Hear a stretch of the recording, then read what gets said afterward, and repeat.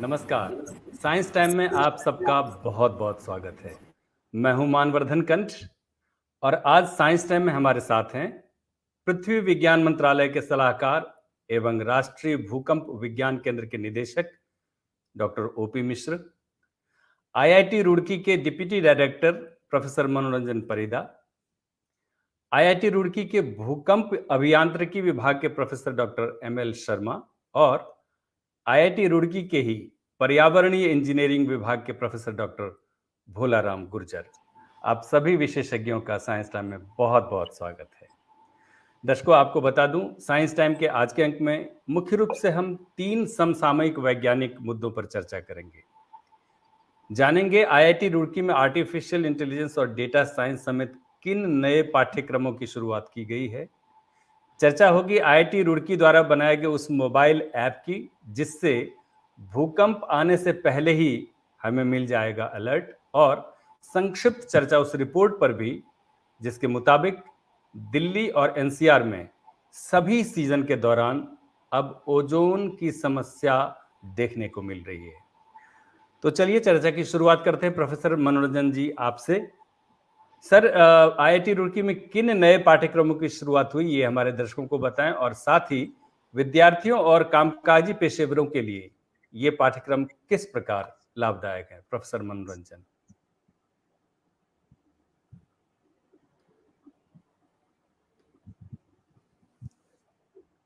Sir, आप अपना unmute कर लें। सॉरी। जी। आईआईटी रुड़की इस शैक्षणिक क्षेत्र से 7 नए शैक्षणिक कार्यक्रम शुरू किए हुए। इन नए कार्यक्रमों में 4 प्रौद्योगिक पारस्नातक कार्यक्रम हैं, जो कि MTech artificial intelligence, MTech data science और बांध सुरक्षा एवं पुनर्वास, माइक्रो इलेक्ट्रॉनिक्स और बीएलएसआई शामिल है। इसके अलावा औद्योगिक डिजाइन में एमडी, इनोवेशन मैनेजमेंट पे पारस्नातक एवं एमएस इकोनॉमिक्स में 5 साल का एकीकृत कार्यक्रम सम्मिलित है। ये शैक्षणिक कार्यक्रम इंजीनियरिंग, अर्थशास्त्र, प्रबंधन और डिजाइन के चुनिंदा क्षेत्रों में गुणवत्तापूर्ण शिक्षा प्रदान करेंगे। इन कार्यक्रमों को नई शिक्षा नीति की सिफारिशों को ध्यान में रखकर तैयार किया गया है। तो सर, आमतौर पर आईआईटी रुड़की की चर्चा होती है तो हम जानते हैं कि इसमें सिर्फ टेक्निकल या इंजीनियरिंग से संबंधित कोर्सेज होंगे। ये अर्थशास्त्र, प्रबंधन, इस सब में भविष्य क्या है बच्चों का? ये जो अर्थशास्त्र है, ये एक बहुत महत्वपूर्ण कोर्स है। जैसे कि 5 साल की ये इंटीग्रेटेड कोर्स है, और जैसे कि नई मतलब व्यवसाय है, नई अर्थनीति है, इन सारे चीज़ों में इन कोर्स की मतलब बहुत सारे फायदा हो सकता है। जैसे कि इन 7 कोर्स में हम लोग बहुत सारे तकनीकी कोर्स भी देखते हैं, आर्टिफिशियल इंटेलिजेंस, डेटा साइंस। तो इनकी जो मतलब कैरियर है, आपके स्वास्थ्य सेवा में है, व्यवसाय में है, ई कॉमर्स में है, सोशल नेटवर्किंग में है, भूवैज्ञानिकी में है। तो भविष्य की मतलब ये जो उद्योग है, इन सब में ये सारे कोर्सेज बड़े महत्वपूर्ण भूमिका निभाएंगे। और खास तौर पर अगर देखें तो प्रोफेसर मनोरंजन, ये उद्यमिता जो स्वरोजगार कहें या एंटरप्रेन्योरशिप कहें, उसके लिहाज से ये विषय जैसे आर्टिफिशियल इंटेलिजेंस हुआ या डेटा साइंस, किस तरह से ये उपयोगी हो सकता है उद्यमिता के लिहाज से? जैसे उद्यमिता है, इसमें एक कोर्स है जिसका नाम है मास्टर ऑफ इनोवेशन मैनेजमेंट। ये कोर्स पूरे उद्यमिता के लिए ही बनाया गया है, जो आईआईटी रुड़की ने नया डिजाइन डिपार्टमेंट सेटअप किया हुआ है। उस पर 2 कोर्सेस हमने किया हुआ है। एक है एमडेस इंडस्ट्रियल डिजाइन और दूसरा है मास्टर ऑफ इनोवेशन मैनेजमेंट। तो इसी कोर्स के अंदर हम यही मतलब बच्चों को पढ़ाएंगे कि उद्यमिता की मैनेजमेंट कैसे मतलब होगा। तो उस हिसाब से ये कोर्स पूरा बड़ा स्पेसिफिकली डिजाइंड है। बाकी जो आर्टिफिशियल इंटेलिजेंस है, डेटा साइंस है, इसमें बहुत सारे फिजिकल रिसोर्सेज की जरूरत नहीं है। आपकी मेंटल स्ट्रेंथ चाहिए, आपके कंप्यूटेशनल पावर है। तो इसलिए बहुत लिमिटेड रिसोर्स में आप अच्छे से नए एंटरप्रेन्योरशिप, नए स्टार्टअप आप डेवलप कर सकते हैं। जी, प्रोफेसर शर्मा, आपके पास आना चाहूँगा और जानना चाहूँगा कि ये देश को इन तमाम तरह के नए पाठ्यक्रमों की कैसे ज़रूरत है और कैसे बच्चों को इसमें आगे बढ़ करके अवसर को तलाशना चाहिए? प्रोफेसर शर्मा, अनम्यूट कर लें सर, ऑडियो अनम्यूट कर लें। जो आईआईटी सिस्टम है ये जी। पूरे संसार का एक बहुत अच्छा एकेडमिक इंस्टीट्यूट माने जाते हैं आईआईटीज, और इसमें हम लोग पूरे एडवांस्ड स्टडीज को लाते हैं और समय समय पर समय की मांग के अनुसार पाठ्यक्रमों को चेंज करते रहते हैं। यही हमारा एक डायनामिक सिस्टम है जिससे आजकल के बच्चों को या युवाओं को आज की क्या जरूरत है, नीड क्या है, उसके हिसाब से अपने पाठ्यक्रम को चेंज करना, नए नए पाठ्यक्रमों को लाना। मैं आईआईटी रुड़की में जो 7 कोर्स शुरू हुए हैं ये उसी कड़ी का एक हिस्सा है। प्रोफेसर गुर्जर, आपके पास भी आना चाहूंगा और जानना चाहूंगा कि जो बच्चे आपको अभी देख रहे हैं, जो छात्र छात्राएं आपको देख रहे हैं, उनको क्या आप मोटिवेशन देना चाहेंगे कि जो रेगुलर रूटीन लाइफ है, रूटीन कोर्स है, उससे हटके अगर कुछ नया करना चाहते हैं तो उसके लिए आईआईटी का जो ये इनिशिएटिव है, जो ये पहल है, वो किस तरह से लाभदायक हो सकता है? प्रोफेसर गुर्जर। एक्चुअली जब भी नए कोर्स आते हैं तो एक दुविधा तो रहती है बच्चों के अंदर, क्योंकि कुछ कोर्सेज बड़े सेट होते हैं। अब जैसे सिविल, मैकेनिकल, इलेक्ट्रिकल, सदाबहार ब्रांचेस कहते हैं इनको, हाँ, साइन कर्व की तरह। हालांकि इसमें भी ऊपर नीचे आता है। मेरा खुद का अनुभव है कि जब 1982 में हमारा एडमिशन हुआ था तो हमने इलेक्ट्रॉनिक्स छोड़ के, उस समय कंप्यूटर साइंस तो होता ही नहीं था, इलेक्ट्रॉनिक्स छोड़ के हमने सिविल लिया, और जब 87 में निकला तो सिविल की बहुत बुरी हालत थी, है ना। तो उस तरह से कई बार पता नहीं लगता, लेकिन आजकल तो खैर इंफॉर्मेशन युग है, सूचना का युग है, और कई स्रोतों से जानकारी मिलती है। तो जब भी नए कोर्सेज आते हैं वो एक पर्टिकुलर गैप को भरने के लिए आते हैं, नई चुनौतियों का सामना करने के लिए आते हैं। तो मेरा ये मानना है कि नए कोर्सेज का वेलकम होना चाहिए और उसमें बेधड़क बच्चों को जाना चाहिए, क्योंकि उसी का एक तरह से आने वाला जमाना है और उसमें उनको ज्यादा प्रोस्पेक्टस मिलेंगे, चाहे जॉब से रिलेटेड हो, रिसर्च से रिलेटेड हो, और आसान भी है, क्योंकि कई बार जैसे माँ से जो बहुत सारे लोग दुविधा में है, लेकिन जो थोड़े डेयरिंग एडवेंचरस हैं बच्चे उसमें जाएंगे, अच्छा काम करेंगे। तो मैं तो कहूंगा कि जो जब भी नए कोर्सेज आते हैं उसके प्रति उत्सुकतापूर्ण दृष्टि से बच्चों को देखना चाहिए और उसमें जाना चाहिए, उसमें बहुत स्कोप होता है। जी, और ऐसे माहौल में जो कि आजकल के बच्चे वाकई लोग नए नए करियर की तलाश में रहते हैं। प्रोफेसर मनोरंजन, आपके पास आना चाहूंगा, बल्कि आप तीनों वरिष्ठ प्रोफेसर से जानना चाहूंगा कि करियर को सेट करते समय, जैसे वैज्ञानिक क्षेत्र में या इंजीनियरिंग के क्षेत्र में या विज्ञान के अन्य विधाओं के क्षेत्र में करियर को सेट करते समय, लक्ष्य बनाते समय किन बातों का विद्यार्थियों को ख्याल रखना चाहिए? पहले प्रोफेसर मनोरंजन जी आपसे पूछूं, उसके बाद प्रोफेसर शर्मा, फिर डॉक्टर गुर्जर। इस पे मैं ये कहूँगा कि करंट मार्केट डिमांड क्या है। अभी आप कोई भी मतलब गवर्नमेंट की प्रोग्राम देखिए, आप प्रधानमंत्री जी के स्पीच को सुनिए, और जो भी मतलब नेशनल लेवल प्रोग्राम है उसमें machine learning, artificial intelligence, data science की बहुत बातें होती है।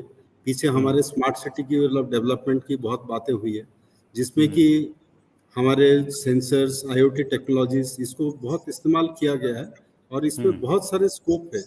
तो मैं ये कहूँगा कि जो जिस फील्ड की फ्यूचर है, जो अभी मार्केट के अंदर एग्जिस्ट कर रहा है, जिसमें टेक्नोलॉजी और स्कोप है, तो उस तरह की फील्ड को चूज करना चाहिए।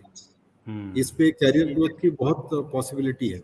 जी, ये बहुत महत्वपूर्ण बात रेखांकित की है प्रोफेसर मनोरंजन ने कि आप जब करियर का चयन करें तो इस बात का ख्याल जरूर रखें कि अभी समय किस तरह का चल रहा है और भविष्य में किन जॉब्स की या किस प्रकार की आवश्यकता होगी।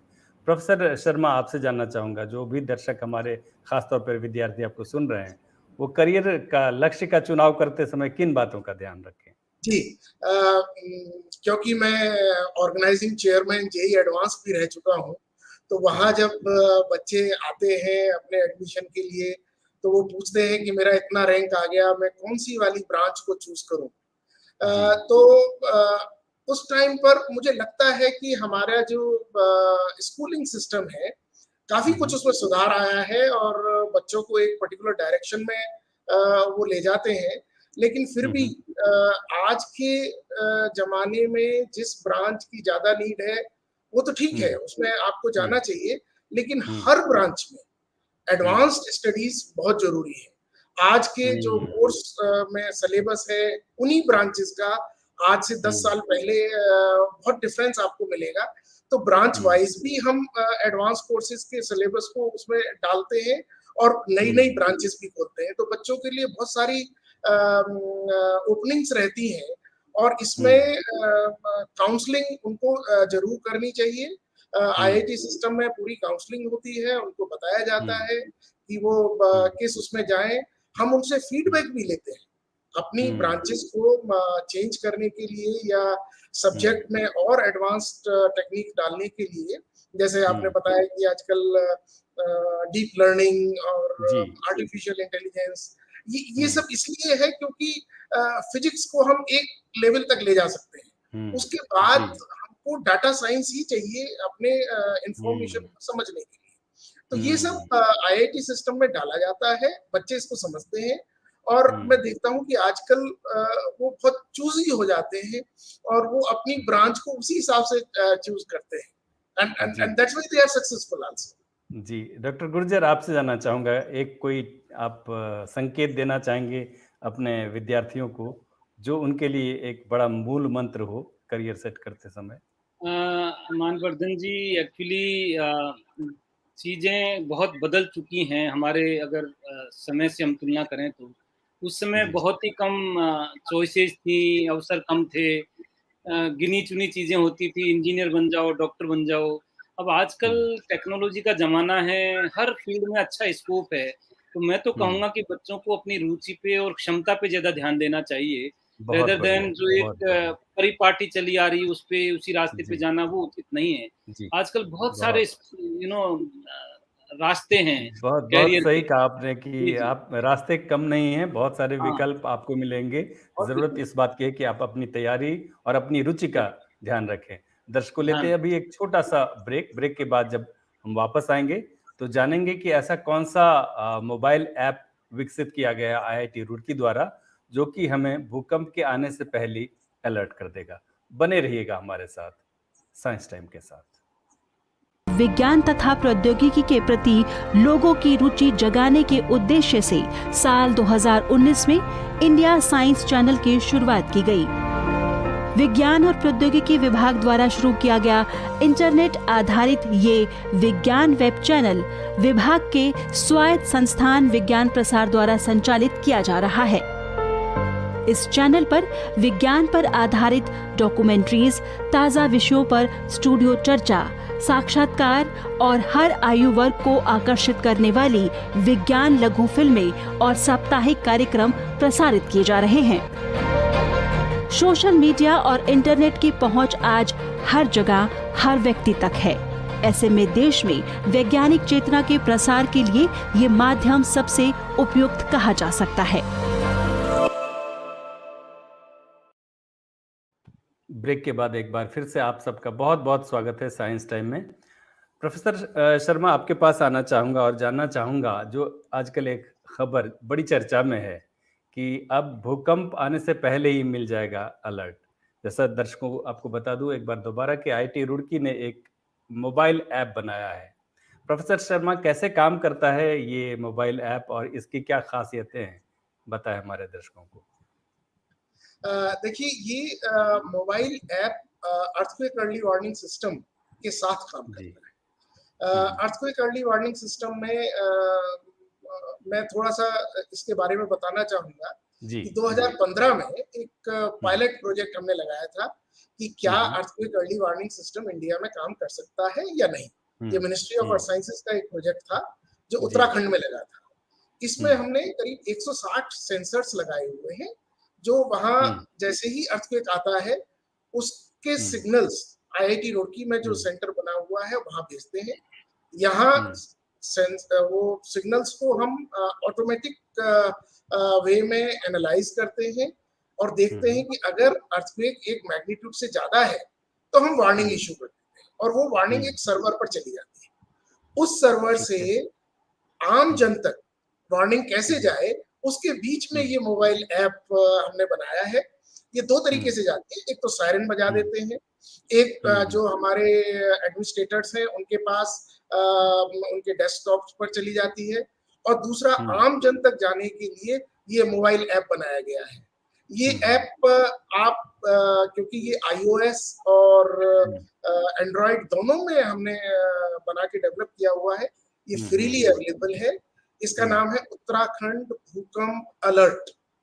तो उत्तराखंड भूकंप अलर्ट के नाम से ये मोबाइल आप डाउनलोड कर सकते हैं और इसको अपने मोबाइल पर डाल सकते हैं। अच्छा, ये ऐप इंस्टॉल किया जा सकता है और फिर उसका यूजर के इस्तेमाल कर सकता है। Perfect sir. यहाँ पे एक सवाल मेरे मन में ये आ रहा था कि अभी तक जो हम देखते आए कि भूकंप की पूर्व चेतावनी के लिए बहुत कुछ स्ट्रॉन्ग सिस्टम है नहीं, कहीं भी नहीं। पूरे विश्व में तमाम तरह का फोरकास्ट हम कर लेते हैं, एक्सेप्ट जो अर्थक्वेक फोरकास्ट है। तो मैं आपको बता देता हूँ कि अर्थक्वेक फोरकास्ट अभी नहीं होता है। हाँ, वही मैं कह रहा था। तमाम तरह का कर पाते हैं। जी, आपने बहुत सही क्वेश्चन उठाया है, क्योंकि आम जनता में थोड़ा सा ये भ्रांति है। अर्थक्वेक अर्ली वार्निंग सिस्टम भी अर्थक्वेक आने के बाद ही आपको चेतावनी देता है। वो अर्थक्वेक जब आ जाता है सोर्स पर, उसके बाद आपको चेतावनी देता है कि आपके पास तक वो साइस्मिक वेव जो डैमेज करेंगी वो कितने टाइम में पहुंचेंगी।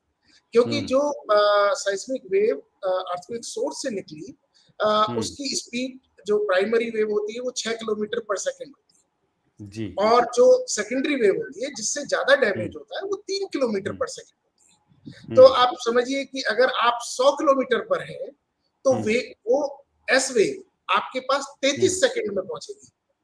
लेकिन अगर मुझे अर्थक्वेक सोर्स पर ही मैंने सेंसर लगा दिया और वहां मुझे मालूम हो गया कि यहाँ अर्थक्वेक आ गया, तो वो मेरे पास नैनो सेकंड्स में इंफॉर्मेशन आ जाएगी इलेक्ट्रोमैग्नेटिक वेव से, क्योंकि वो जुड़ा हुआ है, और मैं अपने सर्वर पर एनालिसिस करके विद इन 3 सेकंड्स मैं ये बता दूंगा कि ये मैग्नीट्यूड किसी मैग्नीट्यूड से ज्यादा है और इसकी वार्निंग देनी चाहिए।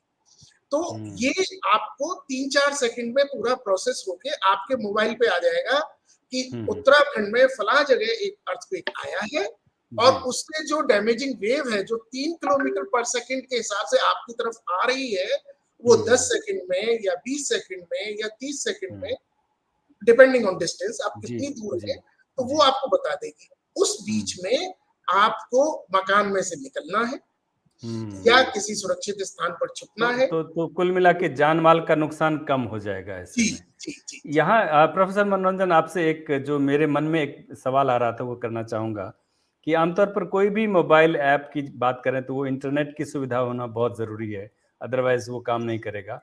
प्रोफेसर मनोरंजन, आप बताएं कि ये जो सिस्टम है वो दूर दराज के क्षेत्रों में, खासतौर पर ग्रामीण क्षेत्रों में, किस प्रकार से यूजफुल होगा या नहीं होगा, इसके बारे में कुछ कहना चाहेंगे प्रोफेसर मनोरंजन? देखिए, इंटरनेट कनेक्शन तो चाहिए होंगे, तभी मतलब जो है मैसेज आपको मतलब मिल सकता है। और आजकल कनेक्टिविटी इवन दूर दराज के क्षेत्र में मतलब है, कहीं पे मतलब कम है, लेकिन जैसे कि अभी मतलब रिसेंटली रूरल एरिया में डिजिटलाइजेशन का प्लान चल रहा है, उसके चलते भी मतलब जो है आपके कनेक्टिविटी बढ़ रहा है। तो कनेक्टिविटी तो एसेंशियल होगा मतलब ये इंफॉर्मेशन रिसीव करने के लिए। प्रोफेसर गुर्जर, जन सुरक्षा की दृष्टि से कितना बड़ा ये इनोवेशन है जो प्रोफेसर शर्मा आप अभी बता रहे थे? आपको क्या लगता है जन सुरक्षा की दृष्टि से कितना बड़ा काम हुआ है? मानवर्धन जी, अगर समय पे कोई सूचना मिल जाती है तो निश्चित रूप से इंसान चाहेगा कि अपना सुरक्षा का जो भी हमें करना है वो त्वरित गति से उसका कर ले। जैसे सुरक्षित जगह पे जाना है, या मान लो 4थे माले पे है तो फटाफट उसको नीचे आना है स्टेयरकेस से, कुछ सेकंड्स का ही समय मिलता है, डिपेंडिंग अपॉन दूरी कितनी है उसके हिसाब से। तो मेरा तो अनुभव खुद का सुनामी का है। जापान में जो बड़ी भारी सुनामी आई थी वहां पर मैं कॉन्फ्रेंस में था, तो वो लोगों ने काफी ऐसे सिस्टम्स बना रखे हैं, मुझे तो मालूम भी नहीं पड़ा था ये भूकंप है या वैसे ही कुछ हिल रहा है। लेकिन जब पता लगा कि तो बड़ा भारी भूकंप है, लेकिन उनका सिस्टम इतना अच्छा था कि जैसे ही वो, अभी शर्मा जी ने कहा कि दूसरी बार जब आता है तब ज्यादा आता है। तो जो थोड़ा गैप था, उस गैप में हमको उन्होंने सबने रेस्क्यू कर लिया।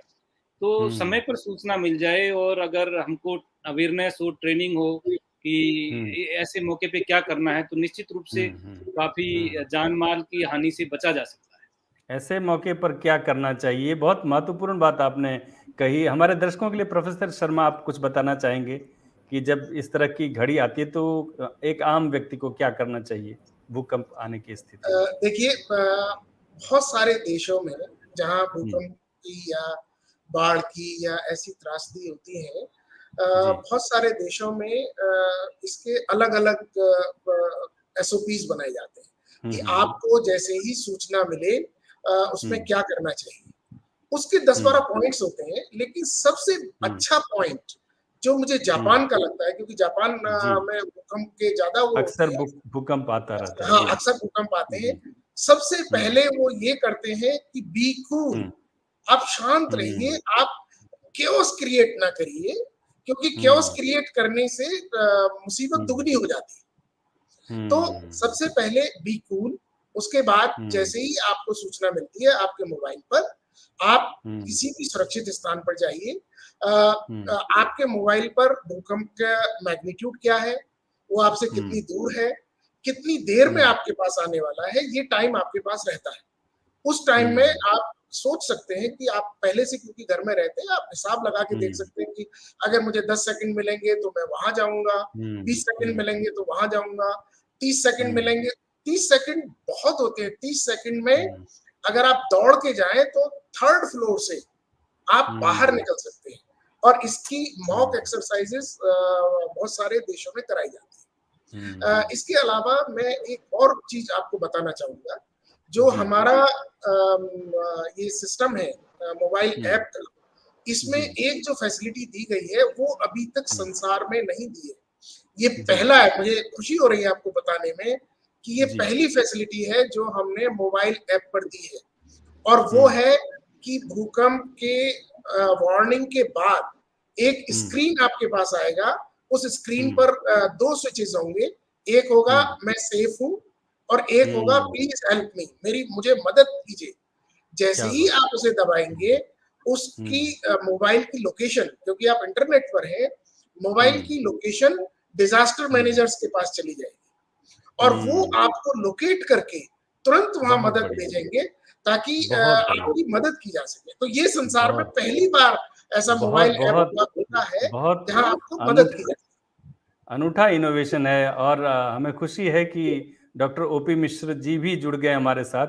सर, आपका स्वागत है हमारे कार्यक्रम में। आपसे जानना चाहूंगा, अभी जो चर्चा हो रही थी IIT रुड़की द्वारा जो विकसित मोबाइल ऐप की चर्चा हो रही थी, जो कि भूकंप आने से पहले हमें अलर्ट कर देगा। आपका आवाज ठीक से नहीं आ रहा अभी। आपको मेरी आवाज नहीं मिल रही है सर? अच्छी तरह से सुनाई है। तो आपकी आवाज हमें बिल्कुल सुनाई दे रही है। सर, आपसे जानना चाहूंगा, अगर आप सुन पा रहे हैं तो बताएं कि ये जो मोबाइल ऐप विकसित हुआ है, इसमें सफलता और विफलता का अनुपात आपको क्या लगता है, कितना है? ये जो नया मोबाइल ऐप विकसित किया गया IIT रुड़की द्वारा, जिसके माध्यम से हमें भूकंप के पहले अलर्ट मिल जाएगा, इसमें सफलता और विफलता का अनुपात आपको कैसा लग रहा है, कितना लग रहा है इस सिस्टम का? लगता है डॉक्टर ओपी मिश्रा जी से हमारा संपर्क टूट गया है।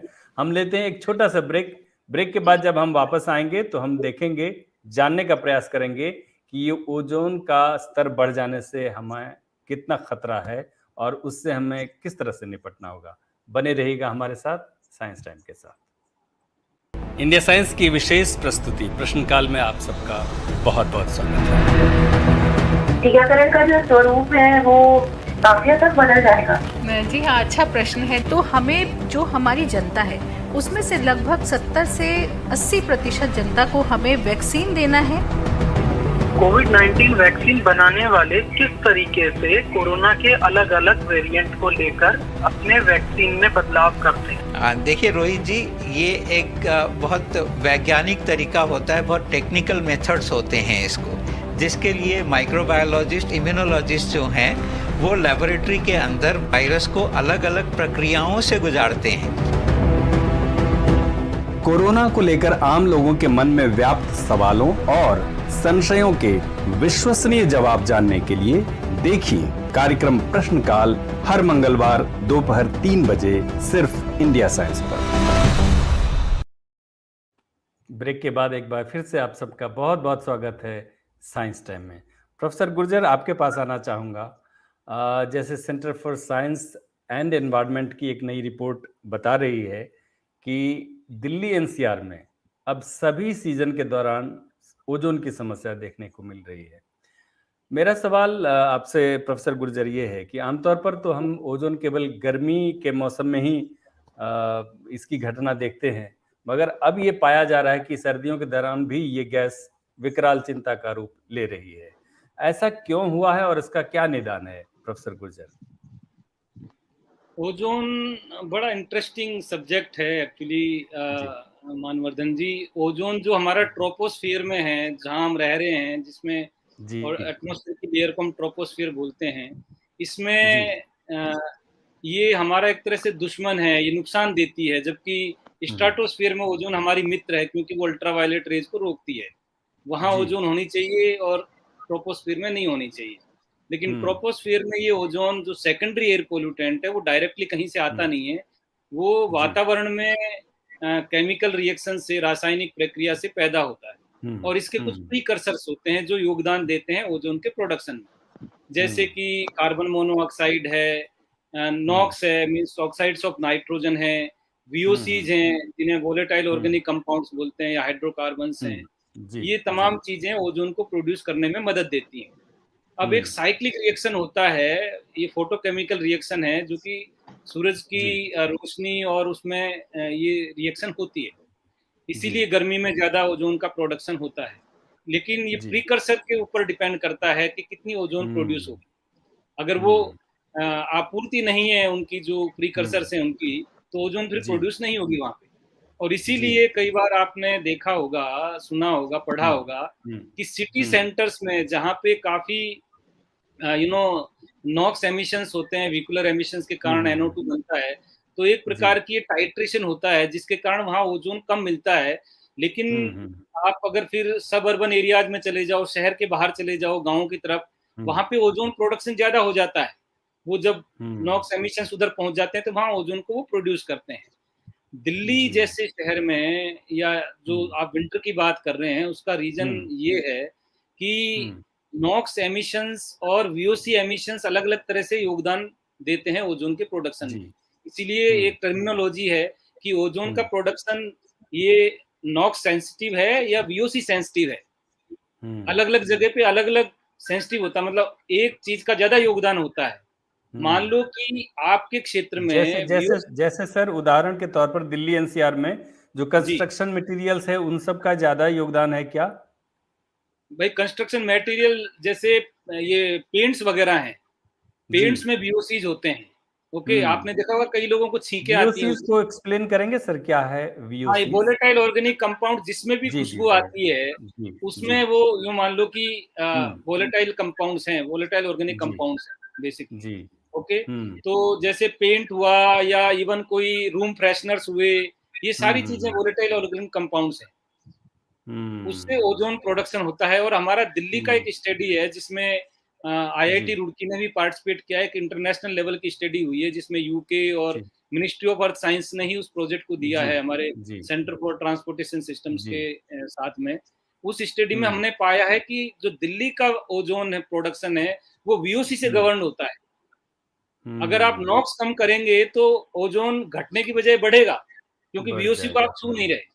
यहाँ पे प्रोफेसर मनोरंजन आपको भी जोड़ना चाहूंगा। एक आम दर्शक जो आपको देख रहा है, ये ओजोन के स्तर को बढ़ने से होता क्या है, इसको कैसे समझे एक आम दर्शक? प्रोफेसर मनोरंजन, ये बड़ा स्पेसिफिक सब्जेक्ट है, मेरे ख्याल से प्रोफेसर गुर्जर ही इसको क्लैरिफाई करेंगे। प्रोफेसर गुर्जर आप ही बता दें कि ये ओजोन का स्तर जो बढ़ता है उससे होता क्या है? इससे बहुत सारे नुकसान होते हैं। हाँ, एक्चुअली ओजोन है ना, वो ऑक्सीडाइजिंग कंपोनेंट है, इसमें नेसेंट ऑक्सीजन होती है, तो ये ऑक्सीडाइज करता है हर चीज को। इसी कारण से मान लो कि रबर के टायर हैं आपके, 10 साल चलते या 5 साल चलते लेटेस्ट से, तो वो 2 साल 3 साल में खराब हो जाएंगे, क्योंकि ओजोन रिएक्ट करके उसको डिट्यूरेट कर रहा है। क्रॉप्स का जो है, आपका जो हरित जो होता है अपना रंग, जो फूड पैदा करता है क्रॉप्स में और अपने प्लांट्स में, उसको वो ग्रीनरी जो है उसको वो समाप्त कर देता है, ऑक्सीडाइज कर देता है, तो फिर पैदावार कम होती है। हमारे अंदर चला जाए तो हमारे फेफड़ों को वो नुकसान पहुंचा देगा, ऑक्सीडाइज कर देगा। तो इस तरह से हर तरह का नुकसान है ओजोन से। ओजोन अच्छा नहीं है ट्रोपोस्फियर में, इससे हमको निजात पानी चाहिए। तो यहाँ पर आप सभी विशेषज्ञों से, इससे पहले कि हम अपने दर्शकों से विदा लें, एक चीज जरूर जानना चाहूंगा कि ये जो पर्यावरणीय चुनौतियां हैं, इससे निपटने में हम एज ए सिटीजन कैसे योगदान दे सकते हैं? प्रोफेसर शर्मा, आप कुछ कहना चाहेंगे? जो पर्यावरणीय चुनौतियां इस तरह की आ रही हैं, इससे निपटने में हमारा कैसा योगदान हो सकता है एज एन इंडिविजुअल? देखिए, हमको जितना हम प्रकृति के नजदीक रहें, जितना प्रकृति से सामंजस्य बनाकर रखें, उतना ही हमको अच्छा होगा। अब जैसे ओजोन की बात चली थी, O3, कितना रिएक्टिव गैस होती है ये। तो जितना भी हम पॉल्यूशन कम करें, जितना हम अपना वेस्ट कम करें और प्रकृति के साथ चले, उससे हमें प्रकृति के साथ चलें। बहुत सही आपने रेखांकित कर दिया। प्रकृति के साथ रहें, प्रकृति के साथ चलें। प्रोफेसर मनोरंजन, आपका कोई मैसेज होगा? जो पर्यावरणीय चुनौतियां आई हैं, जिसको लेकर के इतनी विश्व भर में चिंताएं हैं, उसमें एज एन इंडिविजुअल कोई एक व्यक्ति के तौर पे किस तरह से सोच सकता है, योगदान दे सकता है? क्योंकि मैं ट्रांसपोर्ट की एरिया में काम करता हूं और हम लोग अभी स्मार्ट सिटी प्रोग्राम्स डेवलप कर रहे हैं, तो टेक्नोलॉजी, वो सारी चीज़ें तो बहुत अच्छी बात है, लेकिन एक आम नागरिक के तौर पर हमारी क्या आदतें हैं? जैसे दिल्ली जैसे जगह पर अभी हमारे पब्लिक ट्रांसपोर्ट है, पर्सनलाइज ट्रांसपोर्ट की जगह अगर हम पब्लिक ट्रांसपोर्ट यूज़ करें और कुछ जैसे walk as a mode, bicycle as a mode, जहाँ पे पॉसिबल है, इसको हम अगर इस्तेमाल करेंगे तो उससे पर्यावरण को काफ़ी फायदा होगा। तो हमारी जो आदतें हैं, तो वो अगर हम चेंज कर सकते हैं, पर्सनल व्हीकल की बजाय पब्लिक ट्रांसपोर्ट को अगर हम प्रेफरेंस देंगे, तो डेफिनेटली पर्यावरण में काफ़ी सुधार आ सकता है। ये बहुत बहुत बड़ी बात आपने कही प्रोफेसर मनोरंजन। जो आपको दर्शक सुन रहे हैं, वो निश्चित तौर पर प्रेरित होकर के ज़्यादा से ज़्यादा साइकिल को अपनाएंगे और जो कॉमन व्हीकल है, ट्रांसपोर्ट का जो जरिया है, पर्सनल व्हीकल की जगह पब्लिक ट्रांसपोर्ट को प्रेफर करेंगे। प्रोफेसर गुर्जर, आपसे भी चलते चलते जानना चाहूँगा, ये जो एनवायरमेंटल प्रोटेक्शन की जो हमारी रिस्पॉन्सिबिलिटी है, उसके लिए हम क्या कुछ कर सकते हैं? प्रोफेसर, जैसा कि शर्मा जी ने कहा है, प्रकृति के नजदीक की बात, तो प्रकृति केंद्रित विकास की जरूरत है। प्रकृति को इंक्लूड करके हम डिजाइन करें। जैसे सिटीज का हम डिजाइन कर रहे हैं, तो भाई वॉक कर सकें, साइकिल यूज कर सकें। मतलब क्यों हमें अपना व्हीकल, अपनी कार निकाल के और खरीदारी करने के लिए जाना है? तो सारा डिजाइन सिस्टम उस तरह का हो जो कि इन जो हेल्दी वे ऑफ लाइफ है उसकी तरफ हमको बढ़ावा दे, प्रोत्साहित करे। वो पूरा एक इंटीग्रेटेड डेवलपमेंट की जरूरत है। वो एकांगी विकास की जो धारा है वो ठीक नहीं है बेसिकली। बिल्कुल सही कहा प्रोफेसर गुर्जर ने कि हमें विकास तो चाहिए, लेकिन समेकित विकास चाहिए, और इंटीग्रेटेड अप्रोच रखेंगे तो हम हर चीज़ का ख्याल रखते हुए तब विकास करेंगे। अपने सभी विशेषज्ञों का मैं हृदय तल से आभार व्यक्त करना चाहूँगा, शुक्रिया अदा करना चाहूँगा साइंस टाइम में अपना बहुमूल्य समय देने के लिए। साइंस टाइम के आज के कार्यक्रम में बस इतना ही। कोरोना संक्रमण को देखते हुए आप सबसे विनम्र अनुरोध है कि लापरवाही न बरतें और कुछ आसान उपायों का पालन कर सुरक्षित रहें। मास्क लगाएं, 2 गज की सुरक्षित दूरी बनाए रखें, बार बार हाथ धोएं और साफ सफाई रखें, और हाँ, टीका अवश्य लगवाएं। अगले सप्ताह हम फिर हाजिर होंगे साइंस टाइम के एक और ज्ञानवर्धक अंक के साथ। तब तक आप अपना बहुत ख्याल रखिए और हमें दीजिए अनुमति। नमस्कार। नमस्कार।